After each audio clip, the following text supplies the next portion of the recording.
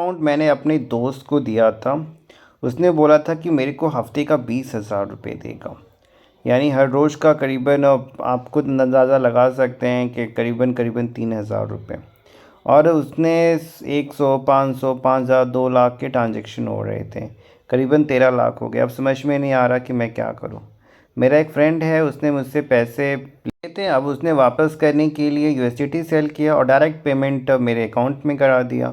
और पैसे मैंने कैश के लिए थे, अभी मैंने भाई को ट्रांसफ़र किए वही पैसे पर्टिकुलर अमाउंट पे।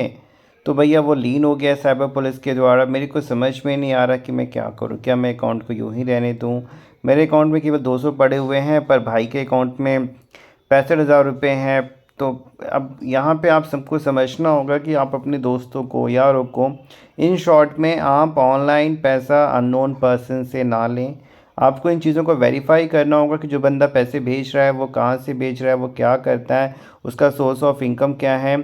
और अपने बैंक अकाउंट का मिसयूज़ ना होने दें। ऑनलाइन पैसे से अदरवाइज़ चीटिंग के, फ्रॉड के, इलीगल पैसे आपके अकाउंट में आएंगे, जिसकी वजह से अकाउंट फ्रीज़ होना, आपके अपने पैसे भी फंस जाएंगे।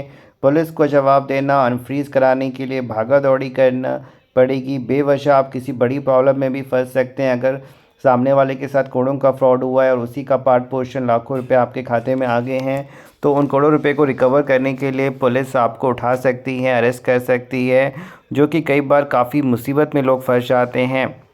ऐसे बहुत से लोग हैं सर, केवल 2-3 लाख रुपए के चक्कर में पुलिस घर पे आई, उठा के ले गई। मेरे अकाउंट से किसी ने पैसे मंगवाए थे या किसी ने मेरा अकाउंट लिया था और मेरे अकाउंट में फ़्रॉड के पैसे मंगवा लिए। मुझे इसकी जानकारी नहीं थी। कुछ हज़ारों रुपए के लालच में मैंने अपना अकाउंट दे दिया था।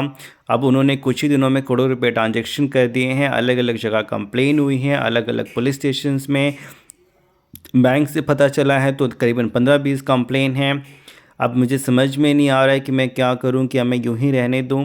अगर मैं यूं ही रहने दूं तो फ्यूचर में कोई प्रॉब्लम तो नहीं आएगी, पुलिस वाले घर तो नहीं आएंगे, फ्यूचर में प्रॉब्लम तो नहीं होगी, कहीं मुझे जेल तो नहीं जाना पड़ेगा, ये सारे पैसे वापस तो नहीं करने पड़ेंगे। बहुत सारे सवाल आपके मन में घूमेंगे, डर पैदा करेंगे। तो आपको समझना है कि जिसने भी आपका अकाउंट लिया था, अब आपको पता चला है, उस व्यक्ति के खिलाफ़ एटलीस्ट आपको एक कंप्लेन एफआईआर करानी पड़ेगी, जिससे ये प्रूफ हो कि उन अपराधियों के साथ आप नहीं थे। आपको इस बात की जानकारी नहीं थी कि आपके खाते का मिसयूज़ हो रहा है, फ्रॉड के पैसे मंगाए जा रहे हैं। और अपना बैंक अकाउंट रेंट पे किसी भी अन्य व्यक्ति को ना दें, अदरवाइज़ आप प्रॉब्लम में फंसेंगे। ये चीज़ आप एकदम गार्ड बांध ले। दोस्त को, यार को पैसे के लालच में पड़ेंगे, प्रॉब्लम में आप फंसेंगे। फिर भी नहीं पता था, फंस गए हैं, अब इससे कैसे बचे, क्या करना है। हेल्प के लिए व्हाट्सएप करें। अपना समय, पैसा, मानसिक परेशानी बचाएं। वीडियो को लाइक और शेयर करें, चैनल को सब्सक्राइब कर लें।